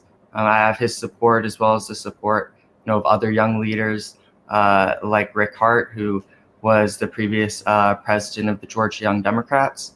And so bringing young folks together across the district is what this campaign is about. And that would be what my work would be about if I'm honored enough to be elected. Okay. All right. Thank you very much for those comments. Thank you. Okay. Have a wonderful afternoon, Mr. Carter. Stephen Spring, are you with us? Hi there. Hey, how are you? Thank you for having me on. Good to see you again. Okay. We saw you early when you came on, when you were on, Right. in the getting your voice and your video check. So welcome back. Again, you also are looking for the seat to fill the seat for District 7 at large. What makes you think that you are the better person to do that? You just heard Royce talk about what he wants to do. Tell us what makes you the best choice for that seat, and and let's talk about education. Yeah, thank you. And thank you for having me on. This is wonderful to be able to articulate what's been part of my platform and what I've been going around speaking to with folks all over the neighborhood and around the city. First and foremost, I'm an educator. I've given 30-something years to service to public education. I was a high school teacher for 20 years. I worked in curriculum development. I now work in consulting in 2 school districts on issues of math equity, following the lead of the work of Bob Moses and the Algebra for All project. I was a close study of his and Uri Treisman's back when I was doing policy study work at the University of Texas.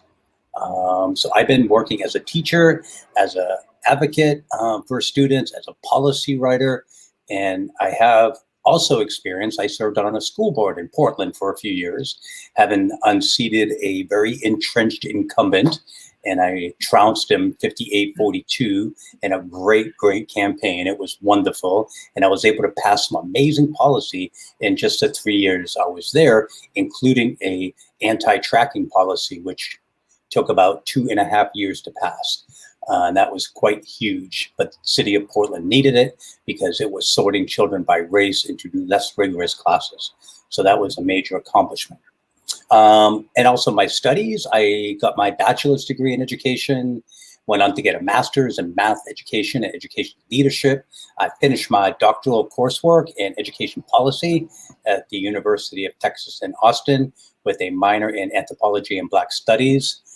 I've been teaching in Washington, D.C. and San Francisco, and that was in a bilingual program. I speak Spanish and English, and I also worked in Austin, Texas, teaching in a school there. And I think what I'm bringing to the school board is not only all of this knowledge and all of these experiences, but I also come with extremely a deep knowledge base of policy. And coupled with that is some really deep, thick skin to interrupt. I am not looking at this position to further my political career. I'm a 58-year-old man, and I'm doing this as a role of service. I spent many of my days as an out gay man, fighting some good fights with ACT UP, fighting some good fights during the period of life and, period of our history in which 1/3 of my friends were dying. I've been on the edges of many, many political battles. I do not back down. And there are some real policy and real things that I want to enact on the first year I'm in and then on the second year. The first year, I want to defund a lot of the assessment structures that are in place. I also, in year one, I want to start to decentralize a lot of the resources and policy decisions from the central office to our democratically formed go teams. Okay. All right. Well, I want to thank you for those comments, and we're looking forward to seeing a lot of good things happening in the city. And so, again, you're on our speed dial too, because there's too much good information being passed not to take advantage of it after the election. So, be you in or be you out, you're on speed dial. All right. Give me a call. Thanks for doing this. Hey, don't worry, you will. Okay. We still have one last one. That's District 7 is Miss Venning. Are you with us? Casey, are you with us? Hi, I'm here. Casey. Yes, How you hi. doing? Well, how are you? Good. I want you to pronounce your whole name for us, please. Absolutely. It is Kanisha Venning, but all of my life I've gone by Casey. I actually didn't know my legal name until third grade when my teacher called it out, but it is Kanisha Venning. But most people all over the city know me as Casey. Okay. All right. Again, when it comes to education, I know there's a lot that you have and you're compassionate about what you're doing. So I want you to take your 3 minutes and just talk about what makes you go on and why did you choose to run for this office. And we're not talking about people didn't do it, because this is a meet and greet, not a debate. And first of all, this is not your time. What do you think about the concept of the meet and greet versus a debate? Has this been very comfortable? Learn a lot from everybody? What's your comment? Yes, absolutely. I think it reduces some of the stress that people may have about being on and being able to show their best self. So I definitely like this format. Okay, and it's been wonderful, and thank y'all for responding as well. So go ahead, you got 3 minutes to talk about what you want to do, what you've done, and how it's going to be better if you're selected. Absolutely. Well, I want to start with that first question you asked about why I'm even in this position. And it has really been just the next step for me and all of the work that I've been able to do with a group of young men over the last 18 months. I've had the unique ability to help co-found and lead an organization here in Atlanta that has worked primarily with Black male teens from 3rd grade to 12th grade on the west side of this city. And what I've learned intimately is that what happens from 3 p.m. to 7 a.m. is as critical as what is happening during the classroom during the day. And for those of us who are community leaders, nonprofit founders, who are really helping to close some of those gaps that we've talked about already, from city council leaders to school board folks on this meet and greet on this platform, is that we have to begin to build the bridge. We can't have either or. It has to be both and. And so for me, it's my opportunity to continue to serve all of the young men that literally find themselves on my doorsteps asking to help get back into school, helping them to find part-time jobs, actually helping them figure out what is my next step when they don't have something in-house to be able to look forward to in terms of what can be a positive next step in their life. And I bring that passion to serve these young men and all of our students, coupled with my experience. I served as an AmeriCorps alum with Hands on Atlanta for 2 years, and I was uniquely honored to be at Bethune Elementary School, where I learned firsthand how school, how corporate entities, how the city work together to push forward an educational agenda. I also had the good fortune of being able to help run some of those programs at Hands on Atlanta. And so I had a portfolio of about 25 schools from elementary to high school that allowed me to also learn the nuances of what happens from the student to the teacher and also to the family and the caregivers. And I'd also say that what helps bring this to full fruition for me is that I have had the opportunity to work across multiple clusters in this city. And so I do see the differences. And I'm also able to identify where we can begin to make some of those changes so that we are closing that inequality gap, not just in wealth, but also in our educational standards that we're seeing between our Black and our white students. And so for me, this is the logical next step, that I serve every single day students, their families, and school communities in the work that I do. And to be able able to bring that experience to a policy level will allow us to make sure that we're making decisions, not in theory, but based upon experience of having someone being able to go back to the community and knowing exactly how those decisions are impacting the lives of students. My mom taught school for 35 years, so I know that it's more than just a great curriculum, and it's more than just a well-run school. It requires parental involvement, community involvement. And you're on speed dial. And we have your email. Yes, and we'll be talking about your youth group and all those things. So again, we sincerely appreciate all that the organizations do for the community. And we will definitely, working together, we're going to do some great things in the Atlanta area. So come January, some good things going to be happening. So thank you so very much for joining us this evening. Okay, we're almost finished. We have some other school board representatives that we want to share with you at this time. Is Miss Arnetta Baldwin on? Please join us. Hello, yes. Good evening. Hey, how you doing? I'm doing great. How are you doing? Good. So glad to speak to y'all. It's been a pleasure. It's been a challenge, but it has been a pleasure working with our community to put this together, because originally we were just going to do it in our community. And then we got so many people say, well, why not expand this to other areas? So we're working with 2 other areas, the Bankhead area, the Greenbrier area.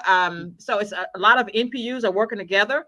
And so I'm just up front, but a lot of people had to make this happen in a short period of time. So we're just glad that we could do this. And the reason why we last week we were asked to add school board in. We were only going to have 4 school board people from our community.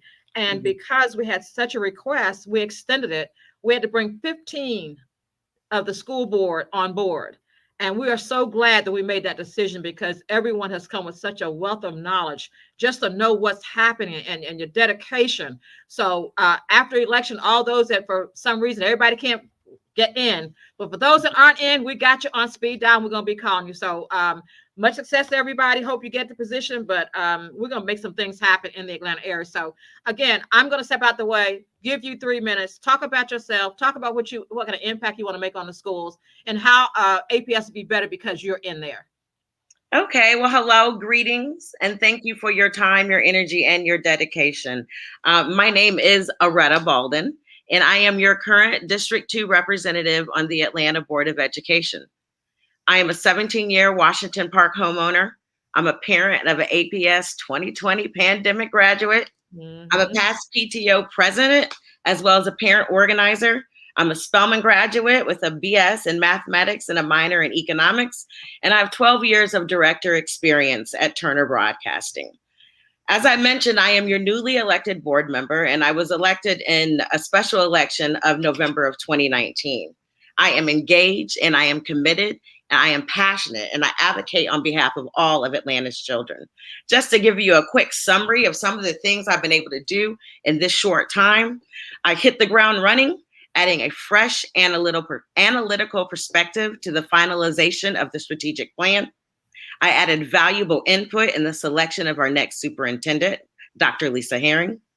I led with courage and compassion, and leading the community through the renaming of the Herman J. Russell West End Academy. I provided support and advocacy for our new restorative justice and trauma-informed policies. I am accessible and open-minded. And through that accessibility and open-mindedness, I've been able to strengthen relationships and build bridges within the community. I've increased transparency and accountability via my advocacy and support for the Atlanta Board of Education shift to the student outcomes focused governance model. And I've given sweat equity, dedication on the ground, volunteering throughout the pandemic, supporting community food pantries, both at local schools and within the community, targeting students and parents, as well as seniors. The foundation has been laid, but there's still much more work to be done, and I need your support. I need your support, and I need your vote on November 2nd. I will continue to fight for strong and safe neighborhood public schools. I will continue to put children and teachers first, and I will continue to provide direct and frequent communication. We must be bold and courageous, and I have remained true to serving in that capacity in partnership with our families and our community to push APS to address our student and family needs with urgency. So again, with your vote and your support, I can continue this work for another 4 years. So please finish the ballot and vote for Aretta Baldwin on November 2nd. Okay, thank you so very much. And now that you don't have the mask on, we can see who you are.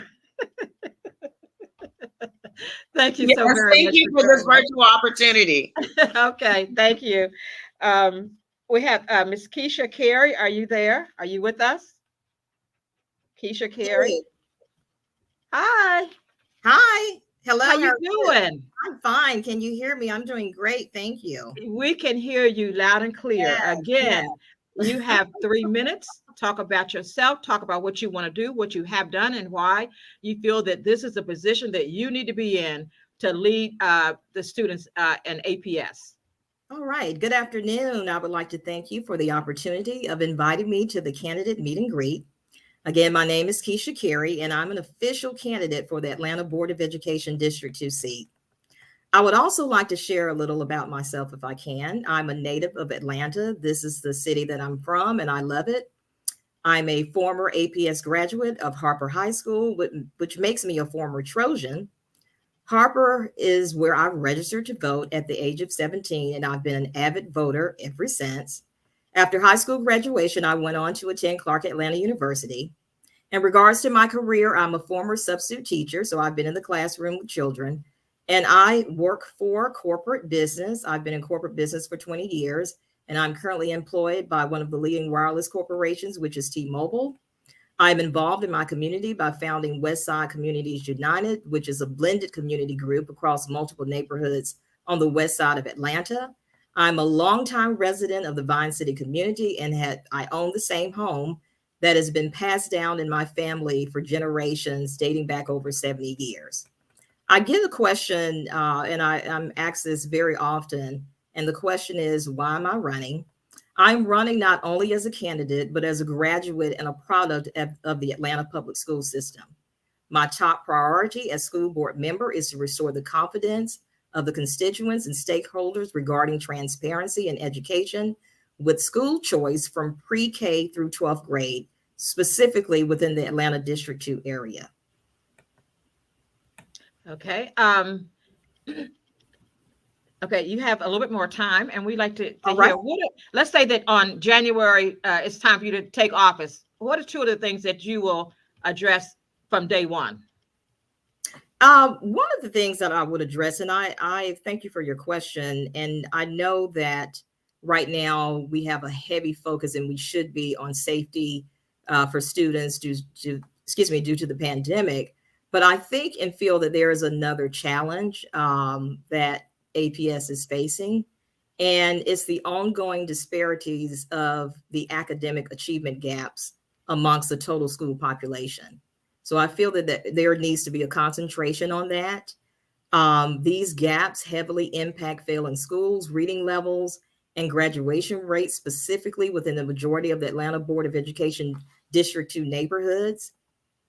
These gaps increasingly become wider due to the pandemic, and I think we must find ways to continue to address these challenges, which centers around a long history of inequity.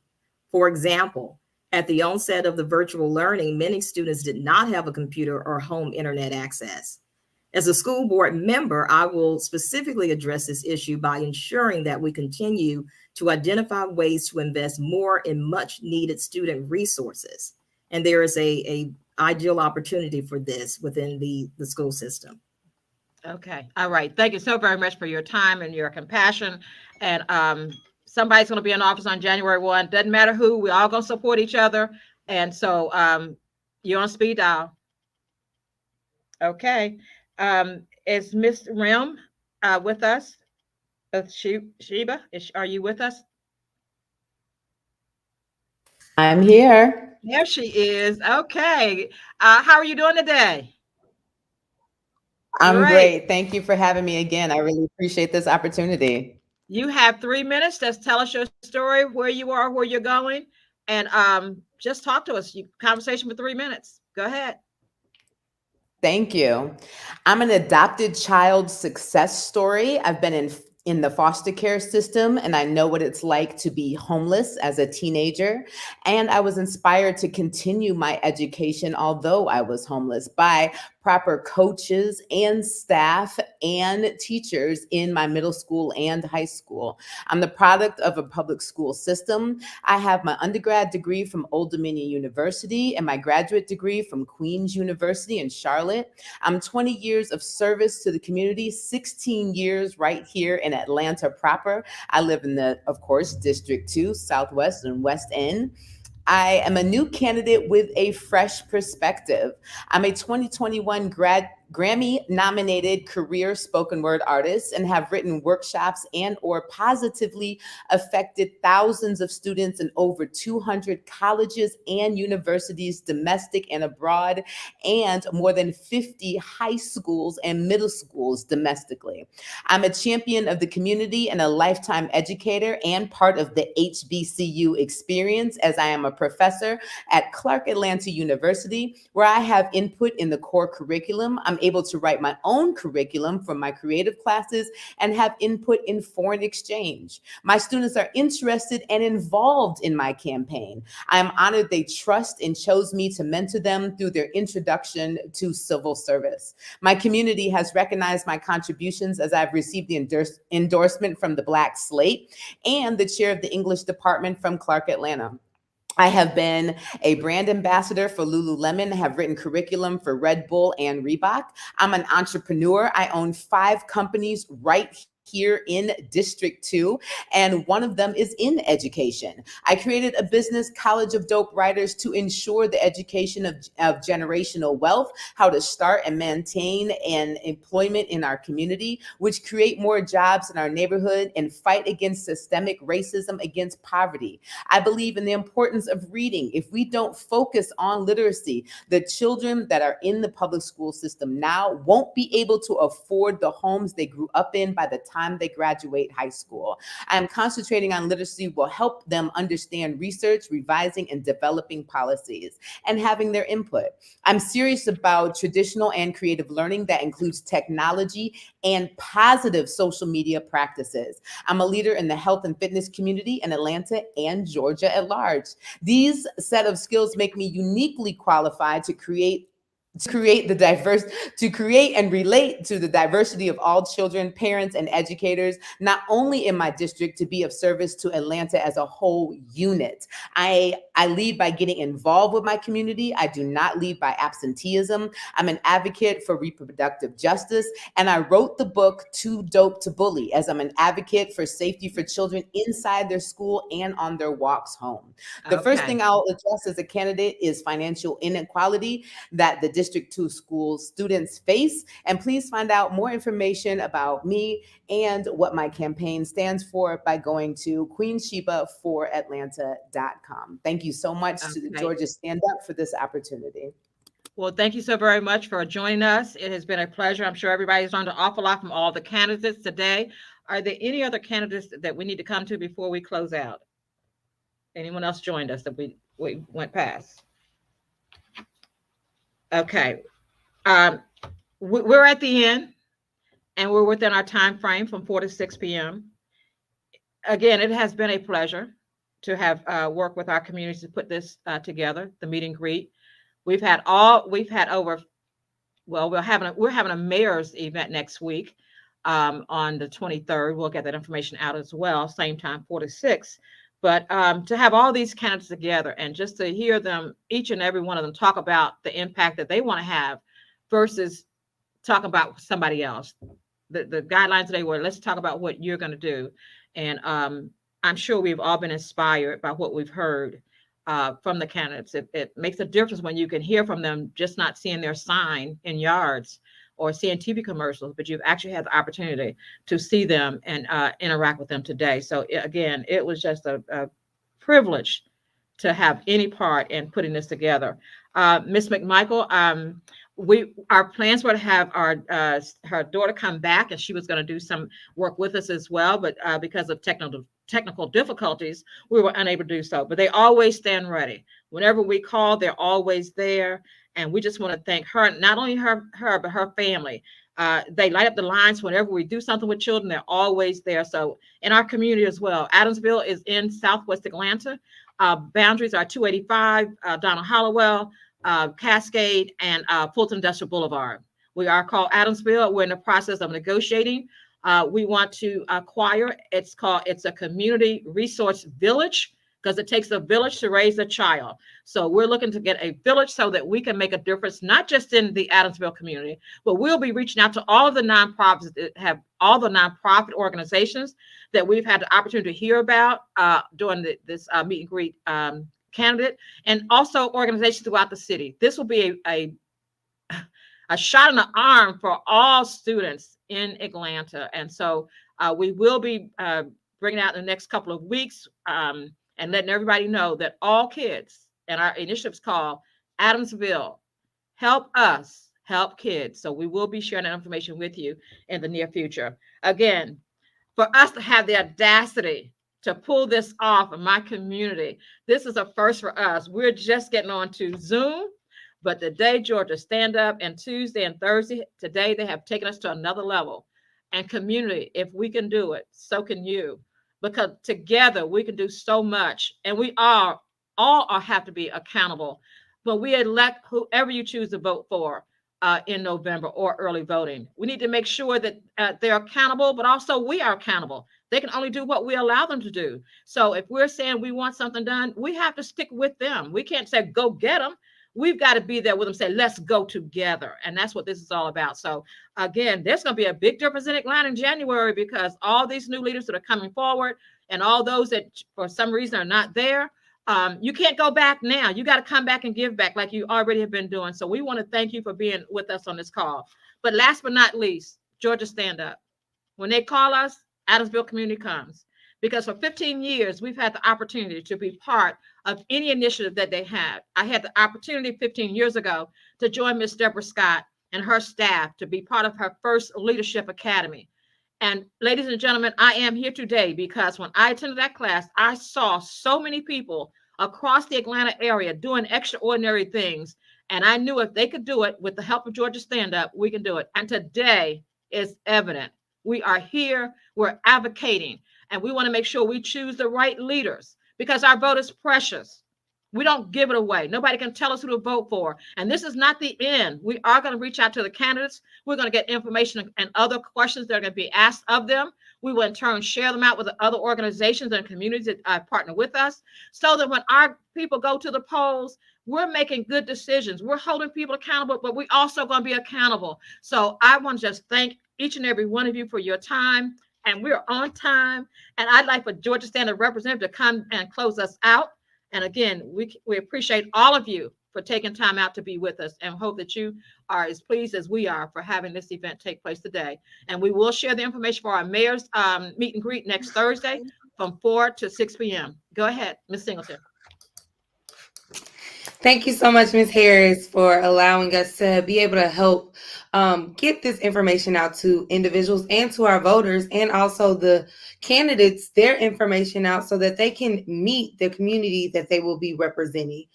Georgia Stand Up, of course, is a think, act, tank. And so we take very seriously being able to not only register individuals to vote, but also educate them. So part of this series with Ms. Harris and the Adamsville community, we are pleased to be able to provide a platform like this.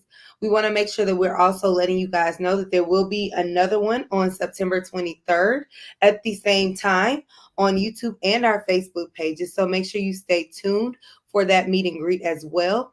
And then Georgia Stand Up has a series of mayoral candidate forums that are coming up that will be shared remotely, virtually. So please stay tuned for that information that will be following on our Facebook and our YouTube pages and our other social media pages. If you have not done so already, you can visit Georgia Stand Up at www.georgiastandup.org and follow us on all social media platforms at GA_standup. Make sure that you are registered to vote, or that you're checking your registration. The last day to register to vote and to check your registration and make any changes is October 4th. So please, please, please do what you need to do, because it's not only important to vote and to be registered to vote, but make sure you have the things in place needed so that you can do so. Early voting starts shortly after. And not only that, our election is November 2nd. So make sure that you are staying engaged. Please tell your friends and your families to listen in on these forums and these meet and greets that are being provided by the communities. We want to be able to reach, teach, and also make a difference and a voice. And the best way we can do that is to have our voice and actually vote. I have one last announcement that I need to make.